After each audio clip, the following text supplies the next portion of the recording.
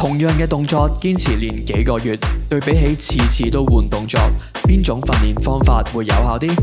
有段日子我訓練內容嘅變化係相當多，今日試負重引體，下星期玩前水平，再下星期又突然心血來潮走去練 muscle up，但結果進步平平。後來就改咗練法，只係專注練以下4個動作：負重引體、負重 dips、前水平同埋俄式挺身。以上嘅動作佔我課表將近70%去到80%嘅訓練量，而我每次都會記錄重量同埋次數，再隨時間過去慢慢咁樣增加。結果就係每隔幾個星期就會有進步，而呢一個速度係遠遠快過我以前5時花6時變不停轉課表嘅時候。而以下就係3點實戰嘅建議：一、專注少量動作，揀3至4個重點動作，將課表7至80%嘅訓練量投入其中，集中火力先會更易見到成果。2、清楚記錄數據，每次訓練都會記錄低下數、重量同埋組數，然後隨時間過去再慢慢增加下數同埋重量。3、長時間專注，